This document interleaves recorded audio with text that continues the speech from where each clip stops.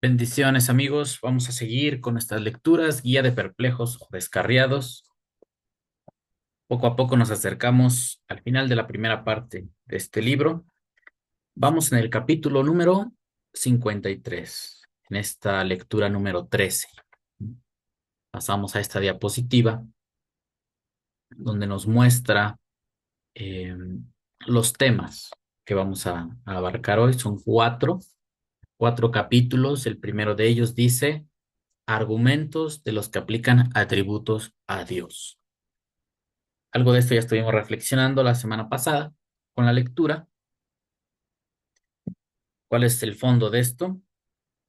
El Rambam propone o explica que si alguien, una entidad, un objeto, una persona, se le asignan atributos, estos atributos descansan en uno de los componentes de ese objeto, de esa persona, de ese ser al cual se está describiendo. Y como a Hashem, por parte de la Torá, se le establece, se le describe como un ser único. Entonces, la lógica no permitiría que un ser que es único, que no tiene partes, tú quieras adjudicarle alguna cualidad, la cual estaría enfocada en una de sus partes, para poder entenderlo o percibirlo.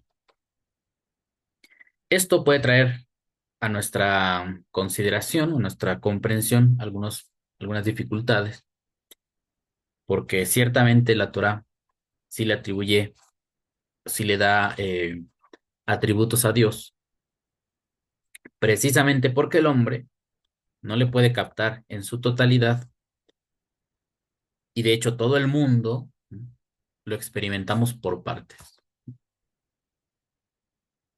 Les ponía yo el ejemplo la semana pasada que cuando alguien estudia en la universidad, en cualquier grado,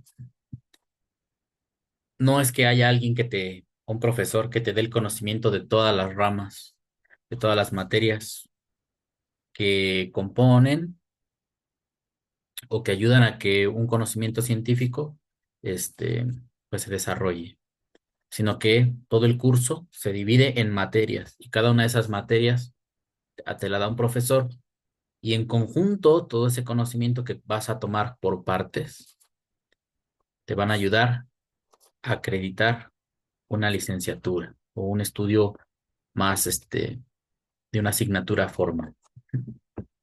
Nada nosotros aprendemos de golpe, incluso la comida. No agarramos el plato de comida y nos lo tragamos de un solo bocado, sino lo comemos por partes. Bueno, dada esa condición del ser humano, incluso la aplicamos a Hashem. Y es más fácil digerir la existencia de un Dios, asimilarla, si lo divides en partes. Pero eso es una estrategia de la necesidad humana, no porque Hashem tenga esas partes. Entonces, esto es muy importante, lo que está tratando de esclarecer el Rambam para nosotros. Lo cual, si estudiamos la Torá, debimos darnos cuenta, pero a veces por la teología que hemos aprendido, por nuestra propia necesidad, y dado que así nos conducimos en todo lo que concierne a nuestra vida, pensamos que a Hashem también lo vamos a dividir en partes. Vemos esta actitud o esta posición, más bien, muy firme dentro de la religión cristiana de decir que Dios es tres en uno, queriendo respaldar lo que dice la Torah que es uno, pero para ellos es tres. ¿Por qué? Porque no lo pueden entender de otra manera. Pero esa es su, su necesidad, su enfoque. Nosotros no tenemos por qué aceptarlo. Incluso aunque nos insulten y nos digan que estamos mal, que no sabemos Biblia, tal parece que los que no la saben son otros. Seguimos con el capítulo, ¿no? Estamos revisando rápidamente en esta portada, capítulo 54. Aclaración de algunas alegorías relativas a la esencia y atributos de Dios. Aquí va a ampliar un tanto más, con ayuda de estos capítulos, la idea que ya nos trajo la semana pasada. ¿Por qué la gente se desvía en su comprensión de la Biblia? Porque ejercen todo el peso de su entendimiento en el lenguaje directo, en el sentido literal. Piensan que la Biblia se debe interpretar literalmente, totalmente literal, pero eso obviamente no se puede sostener. Y cuando llegan a pasajes que no les da lo literal, entonces ya dicen, no, es que aquí es una alegoría. Y entramos entonces en el estira y afloja de qué parte sí es literal y qué parte es alegórica. Tenemos un sentido común, tenemos una lógica que nos puede ayudar, pero ellos dicen que la filosofía, la lógica y todo eso no se debe utilizar, que es por inspiración de Dios, que tienen el Espíritu de Dios para interpretar la Biblia, y lo que han hecho es un desastre, porque lo único que saben hacer es confundir a la gente respecto del conocimiento bíblico.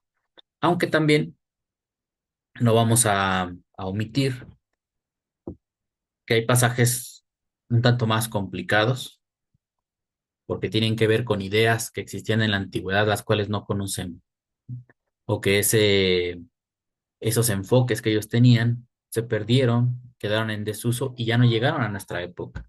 Ujú. Así que sí hay dificultad para interpretar la Biblia y ante eso no podemos agravar más las cosas y hacerlo todavía peor la comprensión. Capítulo 55, de que no se puede atribuir a Dios corporeidad, pasibilidad, inexistencia o semejanza con las criaturas. Otra de las cosas que pasan es que el hombre siempre trata de describir a Dios de acuerdo a los seres creados.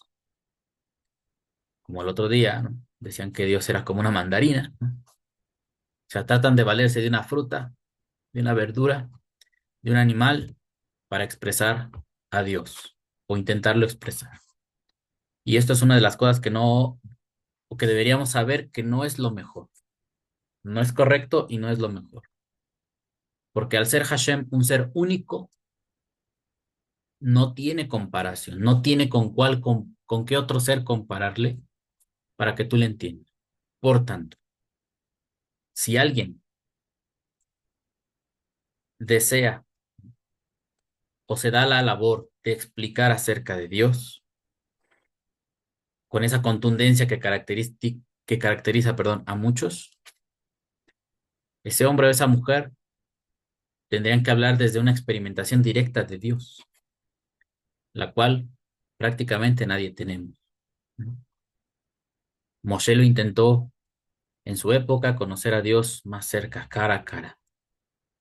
Sí, su relación con Dios era mejor, más cercana que la de cualquier otro hombre de ese momento, pero incluso Hashem le negó ver su rostro, aunque se utiliza la expresión que fue muy familiar su relación, como el que habla a otro ser cara a cara, pero Moshe se quedó muy lejos de saber quién es Hashem.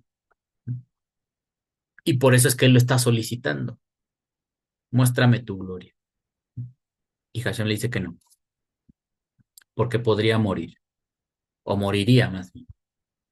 Y ya en el capítulo 56, de los atributos que suponen a Dios existencia, vida, poder, sabiduría y voluntad. En esta instancia ya nos vamos acercando a ese punto donde incluso decir que Dios existe, que Dios tiene vida, que tiene poder, que tiene sabiduría y tiene voluntad, eh, ya no se ajustan al concepto más estricto de que Hashem es uno. Ya no tiene sentido atribuirle estos aspectos si Hashem es un ser superior completo. Y se nota que estos atributos, estas características dependen de algo, nuevamente regresamos al mismo punto, dependen de alguna parte de ese ser al que tú quieres describir. O sea, su vida reside en una parte de él el poder reside en otra de sus partes, la sabiduría está en otra de sus partes y su voluntad igualmente. Lo que nos lleva otra vez al inicio, tener que fragmentar a Dios y colocar cada uno de estos aspectos en una de sus partes, lo cual el monoteísmo impide. Ahora sí, ya que más o menos dibujamos la temática de esta tarde, o de esta nueva lectura más bien, aunque ahorita es tarde, vamos a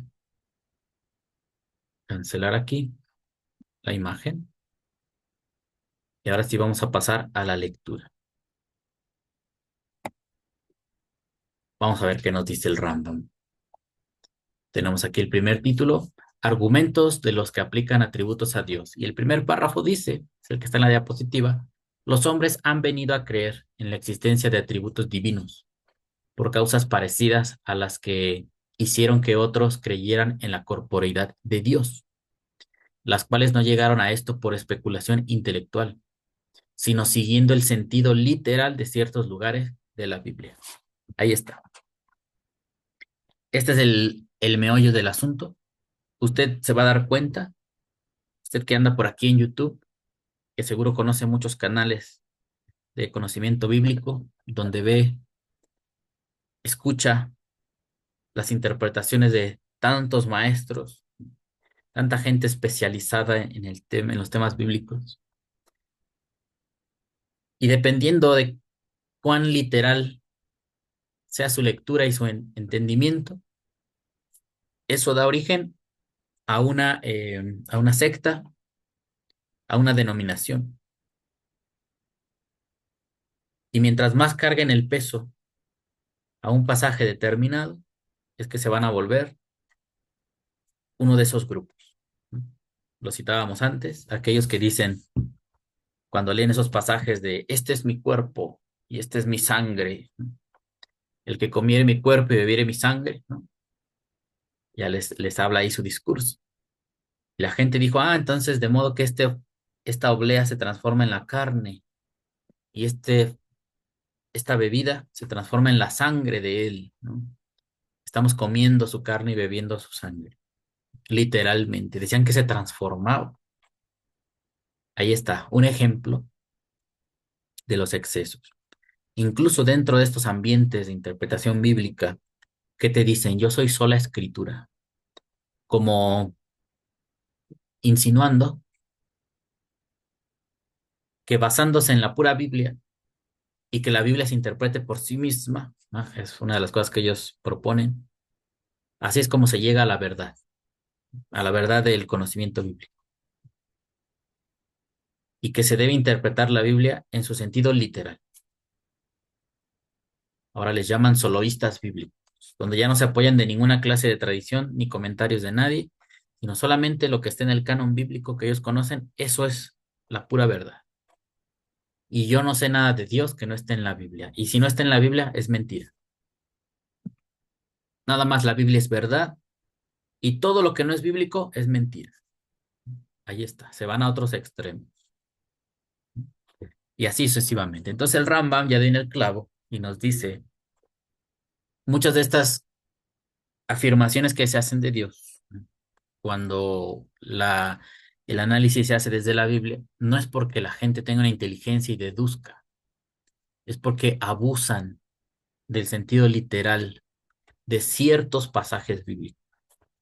Ahora sí leemos, nos dice lo siguiente, hallarás que aquellos atributos de los que se afirma que son esenciales al Creador, aun cuando los partidarios de tal doctrina no lo digan con toda precisión, expresan una cualidad parecida a las que solemos advertir en los cuerpos de las criaturas vivientes.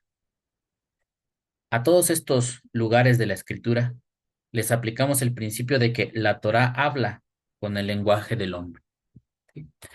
El Rambam dice, cuando tenemos aseveraciones de Dios, nosotros sabemos que lo dice por causa del hombre, porque nos lo tiene que expresar en palabras que entendemos, aunque no nos van a llevar a la claridad de la existencia de Dios, pero tiene que ser expresada en el lenguaje que el humano puede entender.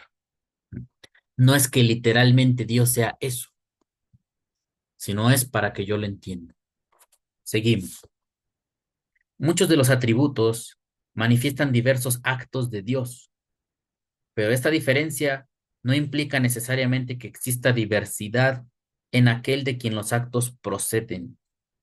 Se dice del fuego que blanquea, ennegrece, arde, cuece, coagula y derrite, pero quien conozca la naturaleza de este elemento descubrirá en todas estas acciones los efectos de una sola virtud que los produce, a saber, el calor. Pues si esto acaece con lo que vemos en la naturaleza, ¿cuánto más no será cuando se trate de seres que obran con voluntad libre, y más aún en el caso de Dios, que está más allá de toda descripción? Aunque percibimos en Dios diversos géneros de relaciones, a causa de que para nosotros y en nosotros la sabiduría es distinta del poder y el poder de la voluntad, no por ello se sigue que haya en Dios diversidad de elementos, uno de los cuales le sirva para conocer, otro para querer y otro para ejercitar su poderío, que esto es lo que significan los atributos según los que profesan tal doctrina. O sea, el Rambam observa que en automático darle atribuciones a Dios exige la necesidad de ubicar una parte de él que es la que ejecuta, que es la que manifiesta ese atributo, esa cualidad. Eso dice, lo saben los que lo predican. Por eso los cabalistas, que seguro conocieron la obra del Rambam, y que ellos por sí mismos le dan atribuciones a Dios, pero también razonan. Esto se dice de Dios que tiene Jochma, Binah, Geburah. Se dice porque nosotros nos es más fácil entender hacia Dios, o que exista un creador. Aunque siendo un ser superior y completo, Él no tiene nada de esto. Es un ser más allá de nuestra capacidad del habla. Pero lo decimos. Eso debe quedar siempre muy claro, al menos para los que estudiamos la Torah. Para los que están fuera de esto, pues no hay remedio. Que digan lo que quieran, que crean lo que quieran, es su vida. Y en realidad a nosotros ni nos afecta lo que hacen o lo que creen, salvo cuando nos quieren convencer de sus doctrinas. Pero ya con esto que estamos desarrollando, amigos, vamos a poder mostrarles que no es lo correcto lo que hablan. A veces van a surgir problemas, no se van a quedar muy contentos, van a querer pelea teológica y ya usted decidirá si se las quiere dar o mejor los ignora y ya, porque en realidad la gente que quiera aprender, pues nos tomaremos el tiempo para dialogar con ellos. Y los que solamente son fanáticos religiosos, ni vale la pena perder el tiempo. Seguimos. Los atributos que hallamos en la Sagrada Escritura o son maneras de cualificar sus acciones, sin referencia alguna a su esencia, o indican la perfección absoluta, mas no que la esencia de Dios esté compuesta de diversos elementos. O sea, muchas veces los atributos hablan de una acción de Dios, no que lo describan a Él como un ser que posee algo, sino un ser que hizo algo. Para eso se aplica el lenguaje así. Y dice ahí, pues bueno, en ese sentido no tocan la esencia de Dios, nada más dicen que Él hizo algo y sigue siendo uno. Ya está. Todavía queda por examinar una dificultad más, de las que les llevan a sostener semejante error.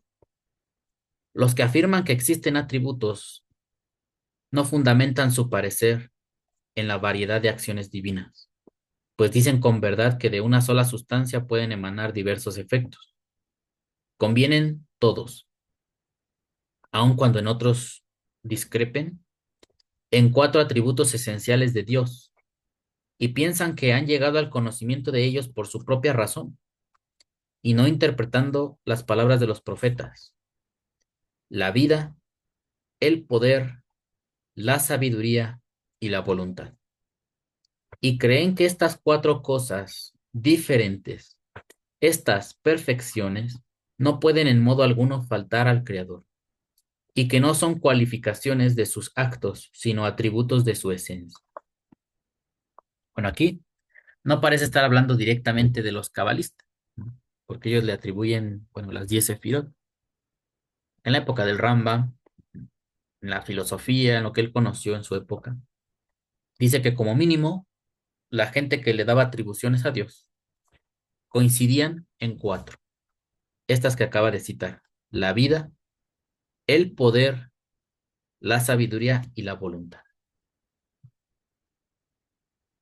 Dice que no pueden faltar y que no son cualificaciones de sus actos, sino atributos de su esencia.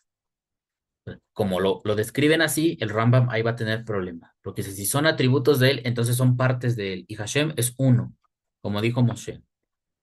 Por tanto, esa idea no es compatible con Moshe. Seguimos. Pero has de saber que la vida y la sabiduría no son cosas distintas en Dios, porque para todo ser consciente, el vivir y el saber son la misma cosa. Si por sabiduría entendemos la conciencia de sí mismo, por otra parte, el sujeto y el objeto de la conciencia son sin duda idénticos en Dios, porque a nuestro juicio no consta él de un elemento que aprehende, que capta, y de otro que es aprehendido, que es captado. No es como el hombre, combinación de alma consciente y de cuerpo inconsciente. Por otra parte, los atributistas no hablan en este sentido de la sabiduría, sino del poder que Dios tiene de aprehender a sus criaturas. No cabe duda de que el poder y la voluntad no existen en Dios por relación a su esencia, ya que no es posible que Él tenga poder y voluntad respecto de sí mismo, ni podemos imaginar tal cosa. Interpretan ellos estos atributos como diferentes relaciones existentes entre Dios y sus criaturas, y quieren decir que Dios tiene poder al crearlas, voluntad al darles existencia, conforme a su deseo, y sabiduría al conocer lo que ha creado. Por consiguiente, estos atributos no atañen a la esencia de Dios, sino que expresan relaciones entre Él y sus criaturas. Y aquí viene el Rambam, ya con el final de este primer tema. Fíjense lo que dice. Nosotros, los que verdaderamente creemos en la unidad de Dios, declaramos que Él es una esencia simple, sin elemento adicional alguno. Según el Rambam, el Shema Israel es esto: es un ser único, que no tiene parte, porque dice que Hashem es Ejad, es uno. Y basándose esto de una forma tan estricta, dice, nosotros creemos, y él ya explicó que creer no es, yo quiero pensar, me gustaría que fuera así. Dice el Rambam que estamos convencidos que lo ha captado nuestra alma en lo profundo. No es una confesión de fe que nos tenemos que repetir porque alguien nos dijo que así se diga. Es algo que el hombre lo ha meditado profundamente. Esa es su definición también de fe, de creencia. Dice, nosotros los que verdaderamente creemos en la unidad de Dios, declaramos que Él es una esencia simple, sin elementos, sin elemento adicional alguno. Lo mismo da que esos diversos atributos se refieran a sus acciones o a las relaciones de Dios con sus obras. En realidad, tales relaciones solo existen en el pensamiento de los hombres. Esto es lo que debemos creer respecto a los atributos que se mencionan en los libros de los profetas, algunos de los cuales deben entenderse como maneras de expresar la perfección de Dios, por vía de comparación con lo que consideramos perfecciones en nosotros mismos. Ahí está. Y después toca el tema de los profetas. Ellos describen a Dios, claro que sí, para que el humano se dé una idea del Creador. y tratan de expresarlo con aquellas palabras que dentro de nuestro ambiente humano son o reflejan perfección. Todos esos elementos o palabras que en cada cultura se distinguen como perfecciones se le atribuyen a Dios. Pero eso está en la mente de nosotros. No es que Dios sea así. Por eso ahorita me viene a la mente, creo que hubo un filósofo en la Ilustración que externaba una crítica, ¿no?, hacia la creencia divina y decía que si en verdad Dios nos hizo a nosotros, a su imagen, o nosotros le hicimos a Él a nuestra imagen, ¿cuál será la verdad? No sé si fue Rousseau, Montesquieu o alguien este, de los ilustrados, soltó una frase así. Me vino a la mente ahorita, esa creo que la escuché desde la secundaria. ¿Cuántos años? Más de 20 años. ¿Qué será? ¿Cuál será la verdad? ¿Hashem nos hizo a su imagen y semejanza? ¿O a través de la teología y de la especulación filosófica y religiosa, nosotros hacemos a Dios como somos nosotros?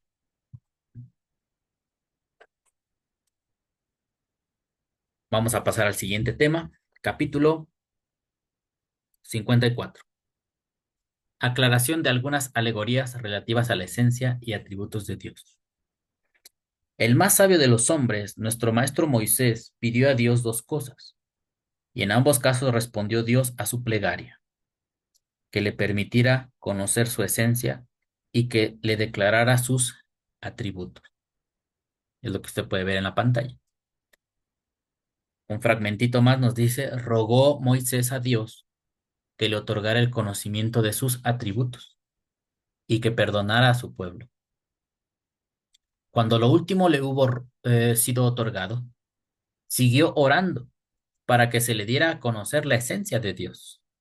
En las palabras, muéstrame tu gloria. Ahí tenemos la cita, Éxodo 33:18. A lo que le fue dada la siguiente respuesta favorable. Yo haré pasar toda mi bondad delante de tu rostro.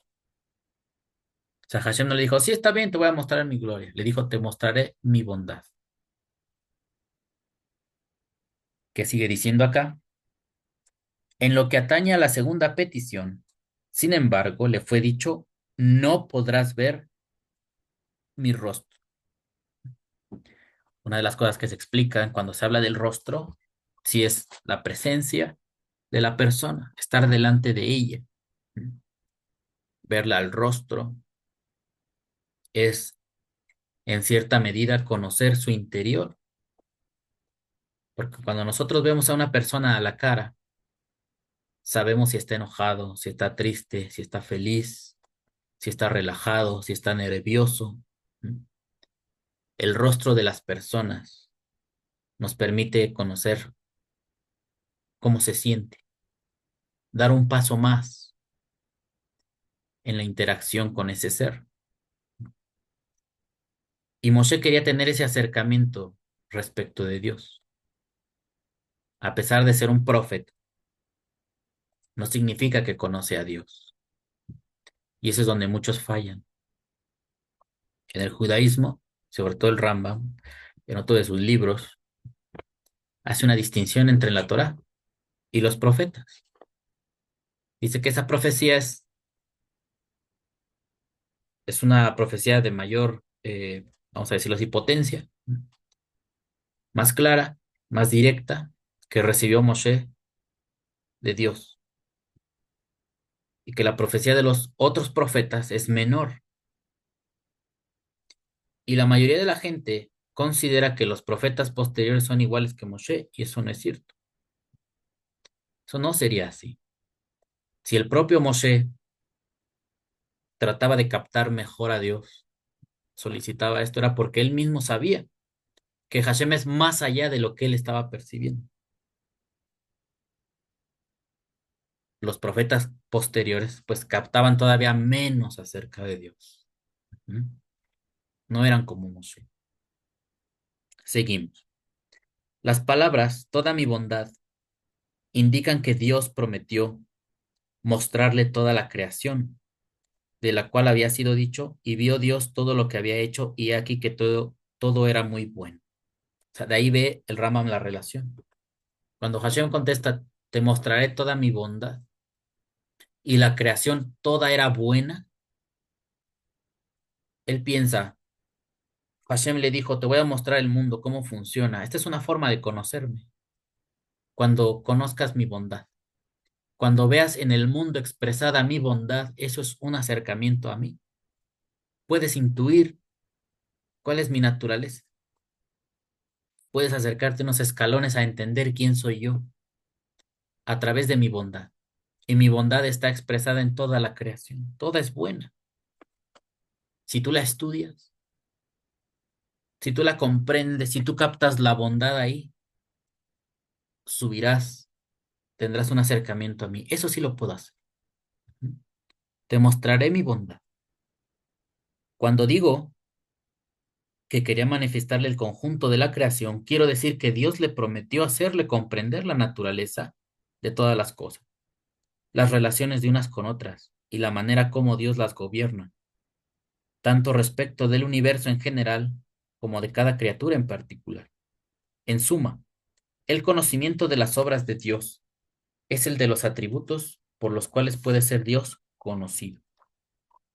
Es pues evidente que las maneras como Moisés quería conocer y que Dios le enseñó son las acciones de que Dios, aunque de Dios emanan. Nuestros sabios las llaman midot, cualidades, y hablan de 13 midot de Dios.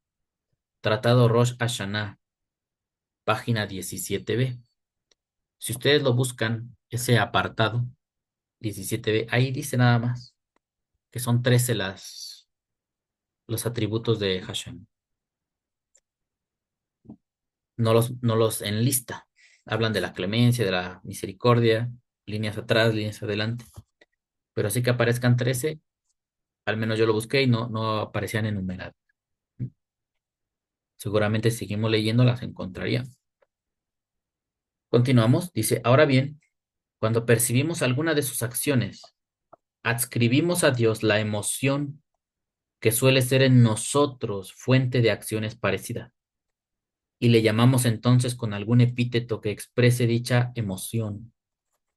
Vemos, por ejemplo, cómo atiende a la vida del embrión de los seres vivos, cómo dota de ciertas facultades al embrión y a quienes han de cuidarlo una vez nacido, protegiéndolo de la destrucción y muerte, amparándolo de todo daño y cuidando de que se cumpla cuanto es menester para su desarrollo y crecimiento.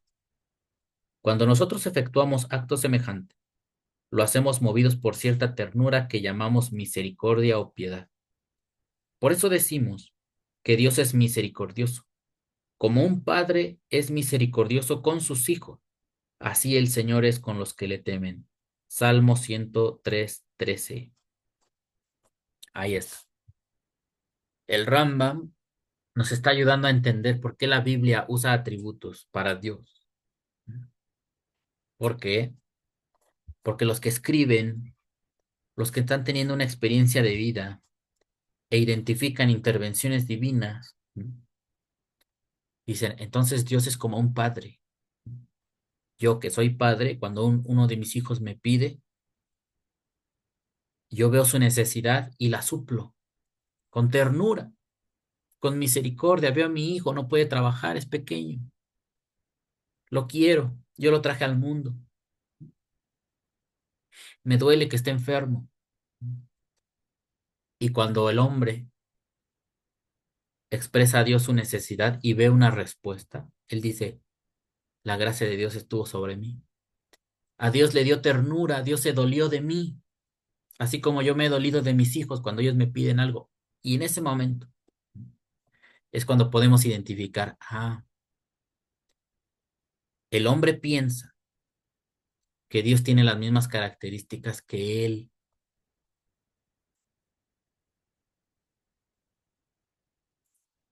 cuando surge una acción o una interacción, así como yo reacciono con mis hijos, así Dios reacciona con la humanidad.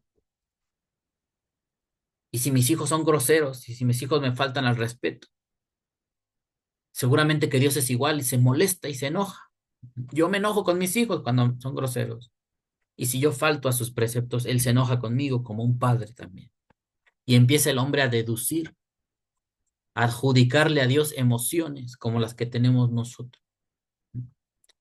Ese es el meollo del asunto. De ahí proviene esta lógica. Pero el Rambam, el análisis filosófico, si usted le quiere decir así, cuando nos vamos a una comprensión más estricta de Dios, Él no siente nada. Él es un ser superior que hace lo correcto y no es necesario que esté impreso de emociones. Quizás si las tenga y si no las tuviera, no importa. Hashem hace lo que tenga que hacer. Si tuviera emociones, qué bueno, y si no las tiene, no lo entenderíamos. Es un ser superior. Mas ello no implica que Dios ejecute actos similares a los del Padre, a impulsos de piedad y que sea fruto de alguna impresión o mudanza que en Dios acaezca.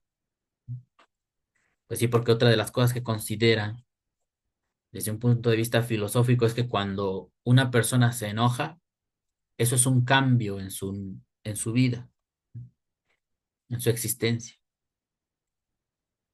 Cuando una persona se alegra, eso resulta en un cambio. Cuando una persona estudia, aprende y ya cambió. Ahorita me viene a la mente una frase que te dice, cuando antes de leer un libro tú eres una persona, después de leerlo eres otra, si lo terminas. O sea, ese conocimiento, hayas captado mucho o poco, el mensaje que te haya dejado te transformó en otra persona, inevitablemente. Nosotros somos seres en constante cambio y ese cambio implica todas esas emociones, ese aprendizaje. Si nosotros decimos que Dios también tiene emociones, estamos sujetándole a cambio, a un desarrollo, a una evolución, a un crecimiento. Pero a Hashem se le entiende como un ser perfecto, pleno, que no está experimentando, ni está creciendo, ni está aprendiendo de nosotros. Él ya es un ser definitivo. Y en ese sentido es que los atributos no concuerdan con esa naturaleza que se le adjudica. Un ser perfeccionado ya no está aprendiendo, ya no está sintiendo, ya está en el máximo de su esplendor. No siente ya nada. O sea, está en otro nivel de existencia que nosotros no entendemos. Ojalá esto no se le complique a usted que está escuchando. Y si se le complica un poco, no se desespere. Estúdielo usted mismo.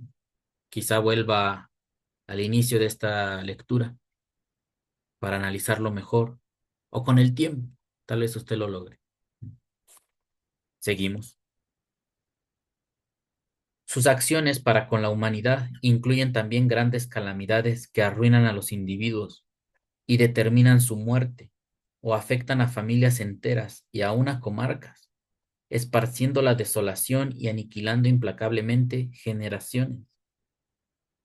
Acaecen así inundaciones, terremotos, tormentas asoladoras, invasiones de unos pueblos contra otros para destruirlos a espada y borrar hasta la memoria de ellos y otros muchos males del mismo linaje. Nosotros perpetramos acciones parecidas, impulsados de una gran cólera, de violento celo o de irrefrenado deseo de venganza. Por eso, cuando acaecen tales males, decimos que Dios está airado y hablamos de su cólera y de su venganza. Pero aunque los actos divinos se parezcan externamente a los que emanan de nuestras pasiones y disposiciones naturales, en realidad no proceden de ninguna cosa sobreañadida a la esencia de Dios.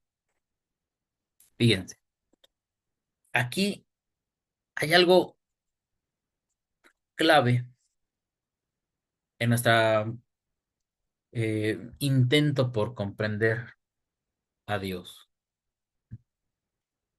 Y que siempre es la piedra en el zapato, la piedra donde tropiezan muchos creyentes y los ateos. Todo el tiempo no salen de ahí, están trabados. Cuando dicen que por qué Dios, eh, no sé, le envía un cáncer a un niño, a un bebé, ¿no? Un bebé nace con cáncer. O por qué Dios en el Antiguo Testamento mandaba matar gente despiadadamente, hombres, mujeres, niños, ancianos, animales. Todo tenía que ser borrado de la faz de la tierra. ¿Por qué Dios es tan despiadado? Bueno, atribuirle sentimientos a Dios, si seguimos esto que estamos estudiando, es incorrecto. Dios no es despiadado. Dios no siente furia, ni lo hace por venganza. Así lo escribían los profetas, porque es lo que el humano hace cuando se enoja. Hashem comete actos o propicia actos a través del hombre, pero no es movido por ningún sentimiento. Obedece a causas superiores, que sucede, como dice acá, terremotos. Dicen, que son las fuerzas de la Tierra que se mueven, las placas tectónicas. Sí, científicamente así se entiende. Pero determinada región, determinado grupo de personas que sufra ese embate, le da otra connotación, otro significado a que pase un terremoto en ese lugar exacto y que muera la gente que murió o que perdió sus casas.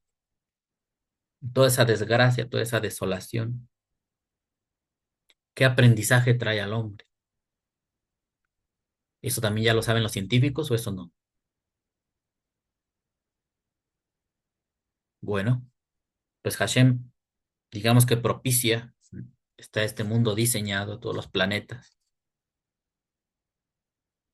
cada uno con sus sistemas que se activan con ciertas condiciones y van a causar efectos que tienen que suceder así. Y no va de por medio de ningún sentimiento de Dios, simplemente va a suceder porque es algo que obedece a un conocimiento más allá de lo que nosotros conocemos y que va a generar las causas, va a desembocar en reacciones que necesita este mundo porque Dios así lo quiere. Así que Él no es que disfrute la muerte de nadie, sino que a veces podríamos decir, Él es indiferente a lo que a nosotros nos pasa, sino que actúa lo que tiene que ser y punto. Le guste a quien le guste. Así como el mundo, ¿no? ¿Cuánto mide la Tierra? Lo que mida. A nadie nos preguntaron si nos gustaba esa medida. ¿Cuánto oro hay en el mundo? ¿Cuánto oxígeno hay? ¿Por qué el oxígeno tiene que ser como es? Cuando vinimos a este mundo ya estaba hecho y a nadie nos preguntaron si nos parecía. O sea, desde ese punto de vista, Hashem es un ser autoritario.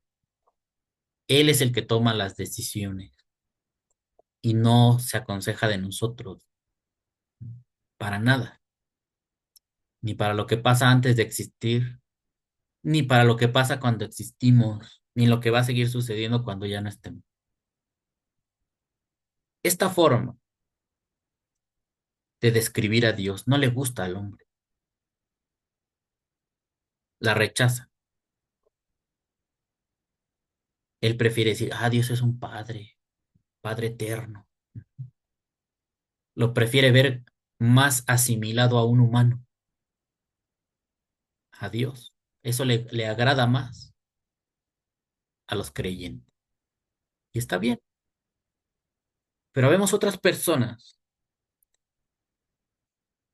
que en mucho de la propuesta teológica le vemos fallas.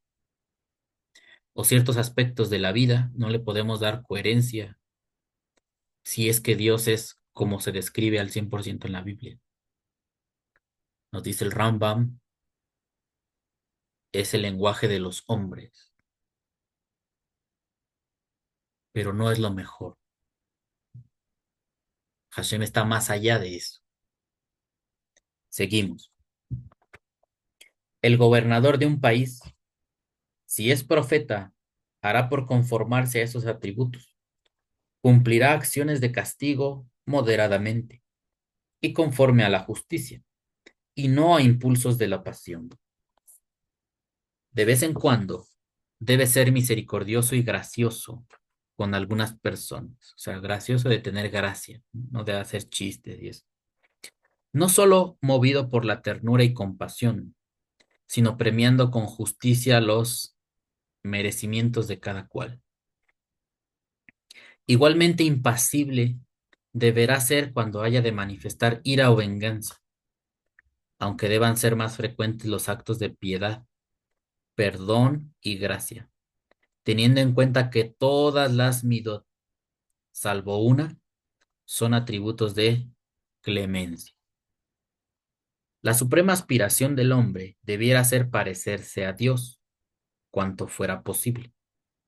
Esto es, obrar parecidamente a como Dios obra, según lo expresaron nuestros sabios al expresar el versículo, seréis santos, Levítico 11:45. Él es clemente, así sed vosotros también clementes. Él es misericordioso, sed vosotros así también misericordiosos. El principal objeto de este capítulo ha sido mostrar que todos los atributos aplicados a Dios se refieren a sus obras y no implican que Dios posea cualidades de ningún género.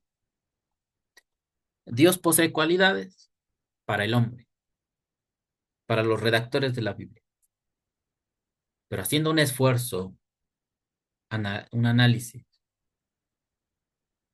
más filosófico, no corresponde a Dios atribuirle sentimientos.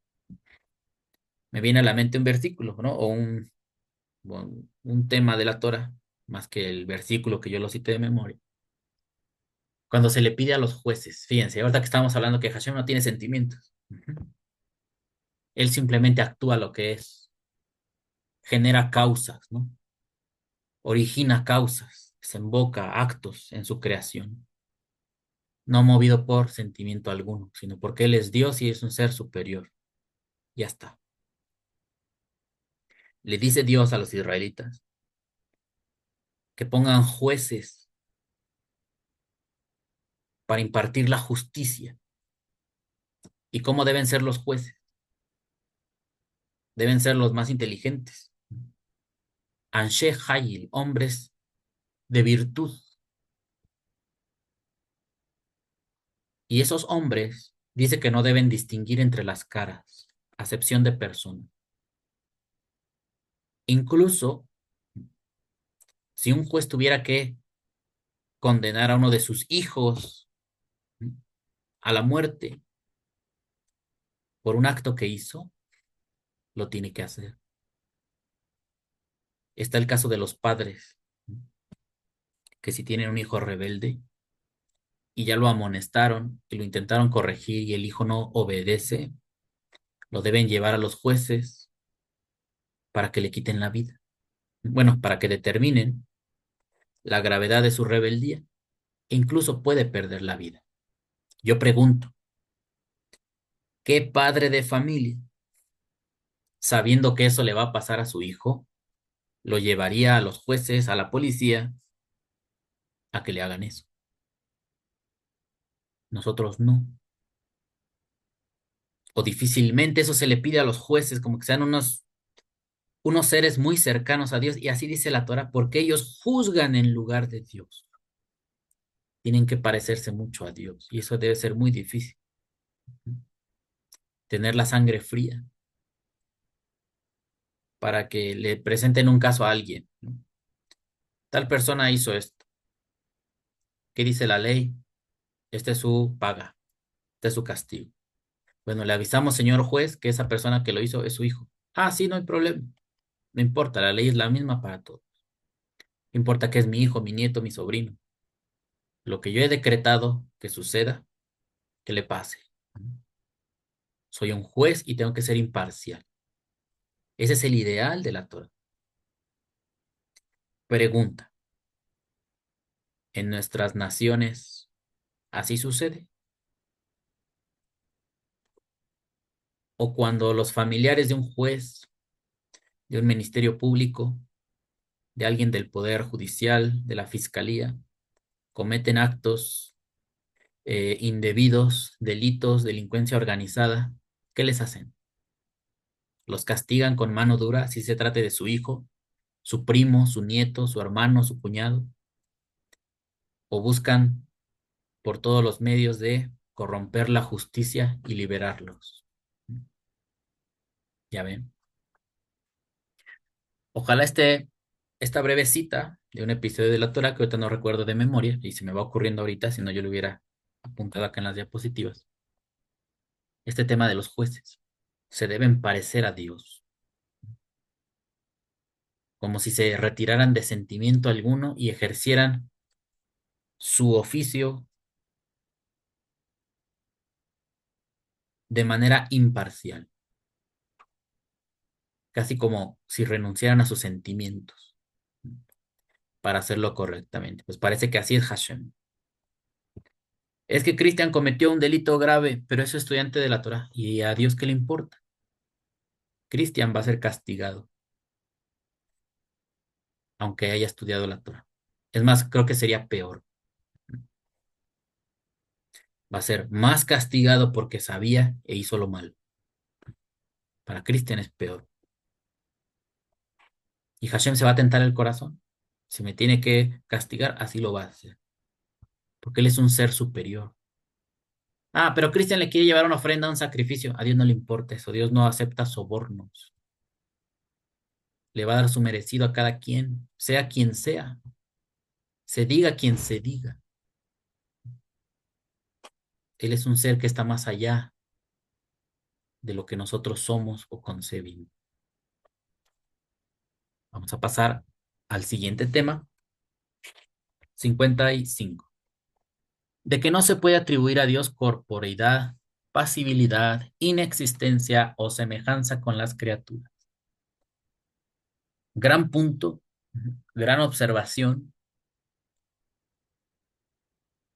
y la mayoría de los creyentes caen en eso, caemos en eso. Los teólogos, los expertos, los eruditos, los que tienen el espíritu, que se sienten muy capaces de comprender a Dios. Vamos a ver qué nos dice. En varios lugares de este tratado hemos declarado, hemos declarado ya que debe excluirse, hablando de Dios, todo cuanto implique corporeidad o pasibilidad, ya que toda pasión implica mudanza y el agente que la produce ha de ser diferente del objeto afectado. Y si Dios no es en manera alguna afectable, sería menester que obrase algún otro ser sobre él y le hiciera mudar. Ahí está. Esa es la idea con que abre este capítulo. Para el Rambam, para el tiempo en el que él vivió y lo que se viene expresando en la filosofía,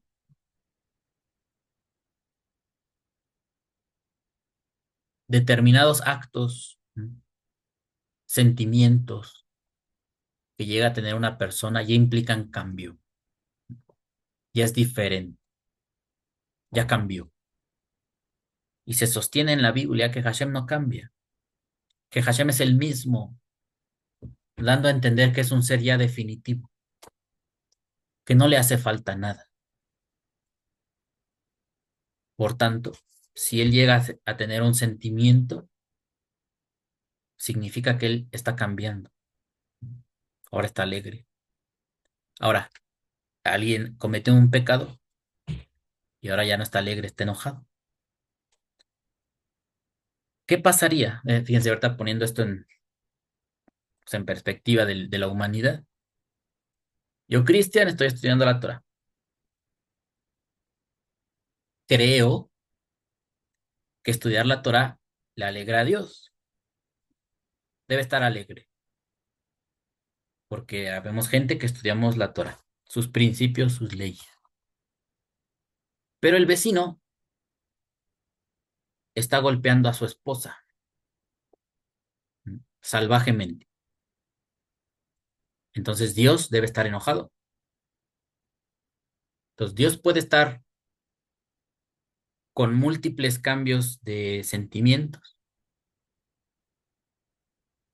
por millones de, eso multiplicado por millones de seres humanos que habitan este mundo. Y no sabemos, seguramente sí, otros muchos miles de millones que habiten otras partes del universo que Dios haya querido crear. Que nosotros no tenemos ni la más remota idea de cómo sea, pero solamente quedándonos aquí en el planeta. Entonces Dios está feliz conmigo, sintiendo felicidad y alegría porque estudio la Torah y con los judíos y con toda la gente que se dedica a esto. Más se siente con odio, con furia, con todos aquellos con los que están cometiendo algún ilícito. Entonces es un ser que está cambiando o que eternamente es feliz y eternamente es furioso y nada más le asigna parte de su furia a los que hacen lo malo y parte de su alegría a los que están haciendo lo bueno. ¿Cómo es ese ser? Bueno, todo eso desaparece cuando se ejerce lo que está diciendo el Rambam. Él no tiene pasiones, es impasible. Él no siente las cosas como nosotros, porque de hacerlo expresaría un cambio en su personalidad y él no tiene cambios. Por eso aquí dice, y si Dios no es en manera alguna afectable, sería menester que obrase algún otro ser sobre él y le hiciera mudar. Vamos a ver qué continúa. Igualmente, deben excluirse hablando de Dios todas las formas de inexistencia. No cabe imaginar que puede darse a él alguna perfección que esté presente en un momento y ausente en otro, ya que entonces en un momento dado Dios sería perfecto solamente en potencia. La potencialidad implica siempre inexistencia, y cuando alguna cosa ha de pasar de potencia a realidad o acto, precisa que haya alguna otra cosa que efectúe la transición, de donde se sigue que todas las perfecciones deben existir de manera actual en Dios y que no puede ser que alguna exista meramente en potencia. A este ya es lenguaje más de los filósofos. Ellos hablan, sobre todo lo vamos a ver ya cuando podamos introducir más a Aristóteles, que a veces me dan ganas ya de introducir capítulos de Aristóteles aquí, pero vamos a darle más prioridad al Rambam porque él explica los temas bíblicos. ¿Mm? Es lo que más necesitamos nosotros. Y como un extra, después va a venir con ayuda de Hashem, reflexionar algo de lo que hablaba Aristóteles, de esto de la potencia, el acto. Ujú. Habla de la inexistencia. Por eso yo les decía, entonces, ¿qué pasa con Dios? Todo el tiempo está feliz, tiene una felicidad disponible todo el tiempo para los que estamos haciendo las cosas bien y tiene una furia eterna para los que estemos haciendo lo malo o todos aquellos que hagan lo malo. Y está Dios feliz y furioso en todo momento, eternamente. O lo otro, Dios está feliz y dependiendo de lo que hagan los humanos, lo hacen enojar. Pero ese enojo no estaba manifestándose hasta que lo provocamos. Entonces, ¿dónde está el enojo de Dios? Está inexistente, está en potencia. Puede llegar a enojarse Dios, pero ahorita no está enojado. Y cuando Dios se enoja, está creando el enojo por nuestra causa. O sea que nosotros le ayudamos a crear cosas a Dios. Por ejemplo, su enojo, cuando hacemos lo malo. O ya es un ser definitivo que trae una proporción de enojo en su ser y nada más la usa y la reparte a los que se lo merecen. Fíjense, todo eso resulta de este análisis, lo cual nunca lo íbamos a hacer en una iglesia. Incluso no sé si los judíos hagan esto en la sinagoga, parece que no, porque cuando yo he escuchado rabinos que dan su mensaje de la Torah, leen la parashá en la sinagoga, no se enredan en estas cosas, no lo tocan. Y es entendible, porque el creyente común sufre, se extravía, duda de Dios cuando se enfrenta a esto. Los que ya tenemos un tiempo estudiando, lo enfrentamos, porque queremos todavía afinar más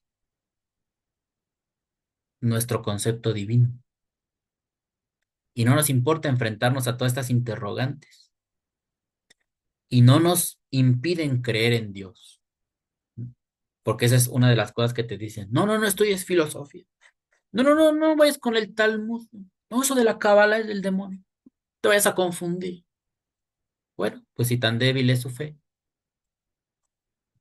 qué bueno que le digan a la gente. No estudies ciencia, no estudies esto. No te vayas a volver ateo. No vayas a dejar de creer en Dios. De una forma encubierta están diciendo, no tienes la fe suficiente para investigar más acerca de Dios, te vayas a perder. La fe que tienes es de papel, se moja y se destruye. Mejor no vayas allá, te vayas a volver un hereje.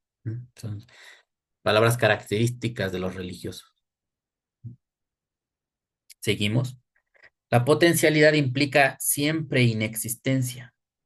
Y cuando alguna cosa ha de pasar de potencia a la realidad, que es el acto, precisa que haya alguna otra cosa que efectúe la transición, de donde se sigue que todas las perfecciones deben existir de manera actual en Dios y que no puede ser que alguna exista meramente en potencia, es lo que yo les decía. No es que Dios no esté enojado y que cuando uno haga lo malo ya empiece a existir el enojo en Dios. Dice, si Hashem es un ser perfecto, debe tener todo, felicidad, enojo, todo al mismo tiempo. Debe ser parte de él todo eso. Si uno se va por este camino, tratando de entender a Dios a través de emociones y sentimientos. Seguimos. También debe negarse respecto de Dios toda semejanza con cualquiera de los seres creados. Bueno, eso que ahorita nos metimos en ese embrollo es porque pensamos que Dios es como los humanos, que se enoja, que se pone feliz, que se pone triste, que se cansa. Por eso tuvo que descansar en Shabbat. Estaba cansado Dios. Ah, cesó de trabajar. Ah, pues se habrá cansado. No, nada más que estaba creando el mundo y después dijo, ya no quiero crear, pero no me cansé, nada más dejé de hacerlo. Ah, bueno, está bien. No tenían otra opción los escritores bíblicos. Eso es lo más asimilable para el hombre, pero nosotros ya estamos, creo que listos para analizar a Dios desde otros puntos de vista. Y ahorita descubrimos que Hashem no es un humano, no tiene sentimientos de humano, él está más allá de eso. Debe negarse respecto de Dios toda semejanza con cualquiera de los seres creados. Este principio es universalmente aceptado y aparece también en los libros de los profetas cuando se dice, ¿a quién me compararéis? Isaías 40:25. Nadie hay como Dios. Jeremías 10:6. En suma, precisa demostrar mediante pruebas que no se puede predicar de Dios nada que implique corporeidad, pasibilidad, inexistencia, ni que haya en él algo potencial en un momento y real en otro, ni semejanza con criaturas. Ahí está el Rambam viendo paso por paso, ayudándonos a razonar por qué Dios no puede ser corpóreo, por qué Dios no tiene sentimientos, por qué no puede ser comparado con sus criaturas, porque incluso hasta los profetas lo entendieron.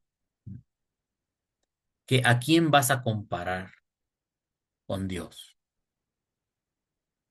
Los mesiánicos, raíces hebreas, dicen que con una mandarina. Ah, mira, cosa tan maravillosa que nunca se le ocurrió a los profetas. Explicar a Dios con una mandarina. Fuera tan fácil, ¿no? ¿Quién le hubiera creído que fuera tan fácil comprender al Creador con una fruta? Nunca se nos hubiera ocurrido.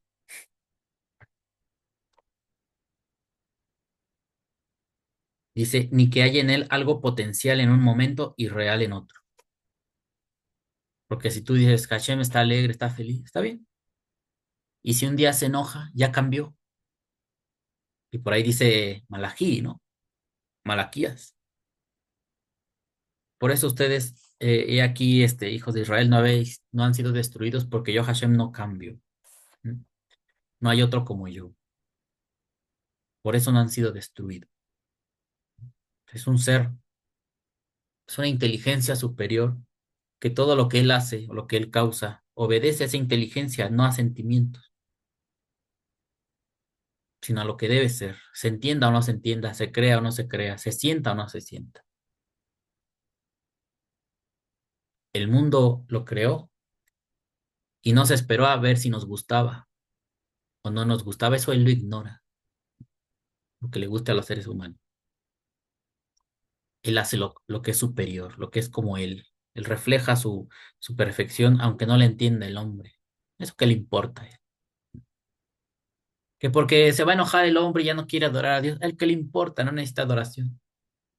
Pero es que ya no vamos a creer y hacer iglesias o sinagogas en su nombre. A él que le importa, ¿no? Le hicieron un templo y se destruyó ese templo y a Dios no ha dejado de ser Dios porque no haya templo en Jerusalén. Pero quieren construir los judíos. Está bien que lo construyan, si pueden. Está bien. Y si no pueden, Dios cambió en algo. A Dios se le fue el poder. ¿Mm? ¿Está enojado? Hay que contentarlo para que dé permiso. ¿Qué pasa? ¿Cómo resolvemos ese enigma? Ahí termina ese capítulo 45 y vamos con el último de esta lectura, el 46 de esta lectura número 13. De los atributos que suponen a Dios existencia, vida, poder, sabiduría y voluntad. El Rambam ya nos dijo que hay un grupo de personas que plantean la existencia de Dios y que tiene estos atributos, estos cuatro: existencia, vida, poder, perdón, existencia, vida, poder, sabiduría y voluntad. Son cinco. Mucha gente pensaba que esto es lo esencial de Dios. Son sus atributos indispensables. Podría tener otros, pero estos son los que casi todos los modelos teístas deberían tener. ¿Qué pasa con esto? Vamos a ver qué nos ilustra. Es un capítulo cortito. Vamos a ver cómo lo resuelve. Quienes creen que están presentes en Dios los atributos esenciales de existencia, vida, poder, sabiduría y voluntad, han de saber que tales atributos no tienen el mismo sentido hablando de Dios que de nosotros, y que la diferencia no consiste solo en magnitud o en grado de perfección, estabilidad o permanencia. Sí, es que es un reto, incluso para el teísta, establecer en qué forma Dios existe. Él existe como nosotros, ocupa un lugar en el espacio. Yo, Cristian, ocupo un lugar en el espacio. Y si no lo puedo ocupar, entonces no existiría. Pero Hashem, ¿cuál es el lugar que ocupa él en el espacio? Dios está en todos lados. O sea que yo ahorita estoy tocando a Dios o él me está tocando a mí. ¿Cómo es que Dios vive? Así como yo. Tuvo un momento en que nació, lo concibieron los papás de Dios y un día se va a morir. o nació para nunca morir, o nunca nació. ¿Cómo es que inició su vida? ¿Cómo inició la vida de Dios? Entonces, eso, dice el Rambam, este tipo de atributos, cuando se le tratan, se le buscan adjudicar a Dios, no significarían lo mismo que para nosotros. Poder. ¿Qué es el poder? Poder económico, poder de fuerza, poder de lograr cosas que uno se propone en la vida, y así sucesivamente también la sabiduría y la voluntad. No hay nada de común en ningún sentido entre los atributos que se predican de Dios y los que se refieren a nosotros, ni hay entre ellos otra afinidad que la de las palabras.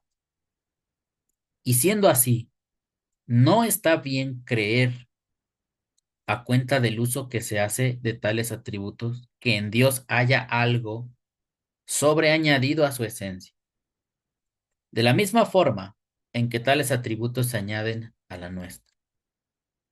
Esta cuestión es de grandísima importancia para los que la comprenden. No olvides y recuerda siempre esto. Si quieres estar en condiciones de entender lo que me propongo aclarar más adelante. Ahí está. El Rambam va a seguir su discurso y desde aquí ya nos avisa que cuando se llegue a hablar de la existencia de Dios, de su vida, de su poder, de su sabiduría y voluntad, esas palabras deberían tener un significado único para él. Y su vida no es como la nuestra, porque para yo ser un ser vivo, tuve que ser concebido por un padre y una madre. Y si quieres aplicarle ese concepto de vida a Dios, también tendríamos que encontrar a su padre y a su madre. Que bueno, los católicos ya encontraron a su madre, que es la Virgen María, pero ahora falta encontrar al Padre de Dios. ¿Quién es el Padre de Dios? No sabemos, ¿no? María, la Madre de Dios. Pero el Padre, ¿quién sabe quién será?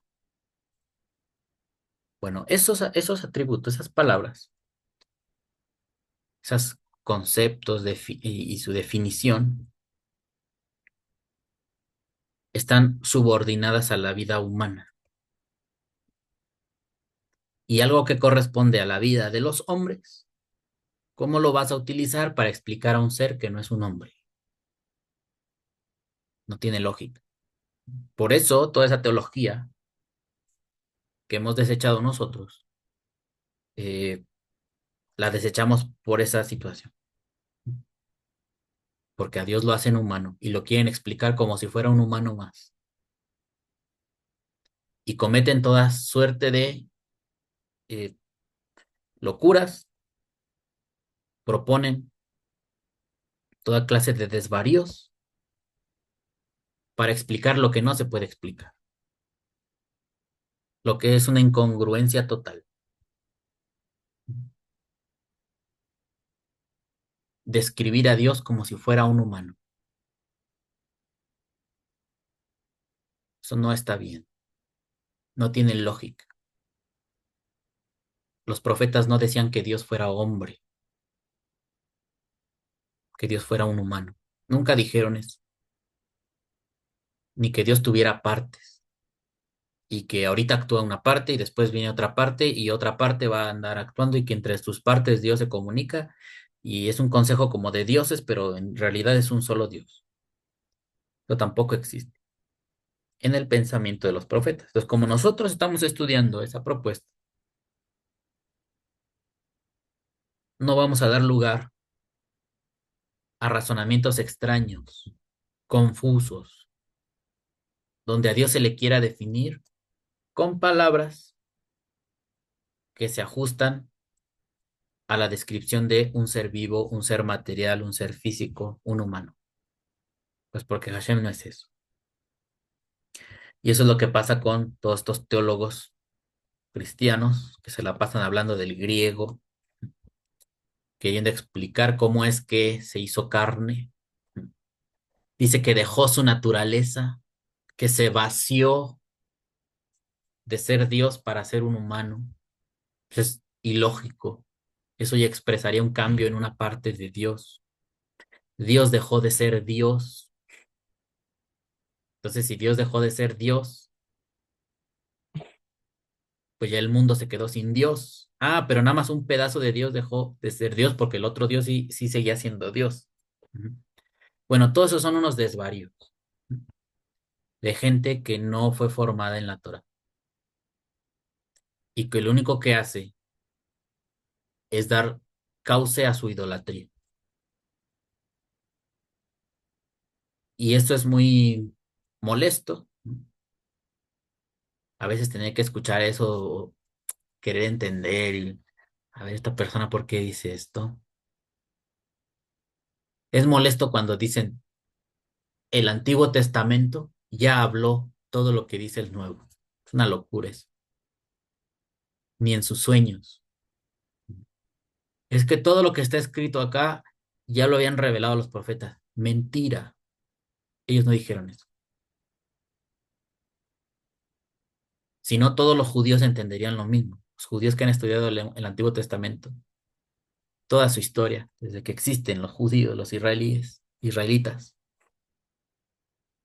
lo habrían hecho, lo habrían llegado a determinar, y no así. Fue un grupito de personas, una secta, la que empezó a escribir esas cosas y que se revolvieron con maestros griegos que traían otras ideas, helenistas. Y aunque hemos visto, ¿no? Por ejemplo, el Rambam, aunque estudia el método de Aristóteles solamente para ordenar las ideas, la lógica, es como un instrumento, una herramienta. Pero el tema del Rambam es el judaísmo, la Torah, sus ideas de Moshe y de los profetas, y utilizar el método de ordenamiento de ideas para ver si son coherentes entre ellas o no, y desecharlas, no para forzar a que las ideas chequen, ¿no? Como hace la teología. Y después surgen toda clase de discusiones porque se forzaron las cosas, porque alguien se va a dar cuenta que eso no está bien. La mayoría de la gente, ¿qué va a hacer? Callarse. Es que así dice el líder y hay que callarnos. No es que yo no soy nadie para cuestionarlo. No, es que si la mayoría del mundo cree esto, ¿cómo tanta gente puede estar equivocada? Pues sí, la mayoría de la gente puede estar equivocada. Está equivocada. Si no, este mundo sería, todo el planeta sería primer mundo. Y no lo es porque la mayoría de la gente está equivocada. Hacen lo malo, cometen el error. En todos los aspectos de su vida hay errores, hay falencias, hay pobreza, hay miseria en otros casos. ¿Cómo va una sociedad a salir adelante con tantos integrantes enfermos, destruidos, ignorantes? Una sociedad no puede salir a flote así. Bueno, hasta aquí lo vamos a dejar, amigos. Gracias por su atención. Esta fue la lectura número 13. Espero no se desanimen. Este libro del Rambam es muy bueno para reflexionar. Los que estudiamos la Torá ya nos eh, abrimos a enfrentarnos a cualquier cosa. Es decir, a nosotros no nos da miedo que nos digan que Dios no existe. Está bien, Dios no existe, pero ¿por qué no existe? Dame tus mejores argumentos. Si Dios es un humano, no. A ver, ¿por qué dices que es un humano? A ver, suelta la sopa. A ver qué incoherencias vas a decir para que me digas que Dios es un humano. Y todo lo podemos revisar, porque eso es nuestro objetivo, tratar de conocer la verdad. Y para ese esfuerzo, uno debe prepararse, debe estar listo para escuchar cualquier planteamiento y no tener miedo. ¿Por qué me va a dar miedo? ¿A qué le tenemos miedo? Ya estamos aquí, ya estamos vivos y nos vamos a morir un día. Eso ya no es secreto. ¿A qué le tenemos miedo? ¿Por qué tenemos miedo de estudiar la Biblia? E incluso de descubrir que en ella pudiera haber alguna mentira. ¿Por qué nos tendría que dar miedo? No nos tendría que dar gusto si es que ese fuera el caso. Y si en la Biblia no hay mentira y lo descubrimos, ¿no nos daría también gusto de descubrir que ella nos habló la verdad? Y de entonces descubrir que la teología que nos han enseñado es algo inútil. ¿Por qué nos va a dar miedo si vamos a salir de ahí cuando lo descubramos? Entonces yo los invito a reflexionar y que Hashem los cuide y los bendiga. Sigamos siendo libres para estudiar la Torah. Hasta pronto.